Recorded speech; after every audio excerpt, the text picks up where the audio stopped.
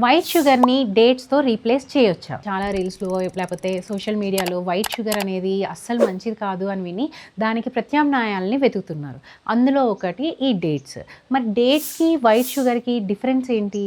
డేట్స్‌లో కూడా natural sugars ఉంటాయి. So, అవి కూడా స్వీటనింగ్‌కి ఉపయోగపడతాయి. మెగ్నీషియం, పొటాషియం, ఫైబర్ ఇవన్నీ కూడా డేట్స్‌లో ఉంటాయి. సో, ఈ విధంగా చూసుకుంటే వైట్ షుగర్ కన్నా డేట్స్ బెటర్ కావచ్చు. కానీ డేట్స్‌లో కూడా high amounts of sugars and calories ఉంటాయి. సో, మనం అవసరానికి మించి ఎక్కువగా అంటే ఎక్కువ మోతాదులో గనక డేట్స్ తింటే మన బ్లడ్‌లో షుగర్స్ కూడా స్పైక్ అయ్యే ఛాన్సెస్ ఉంటాయి. సో, డేట్స్ అనేవి షుగర్‌కి రీప్లేస్‌మెంట్ కావచ్చు. అలాగని ఎక్కువ క్వాంటిటీలో డేట్స్ తినడం కూడా మంచిది కాదు.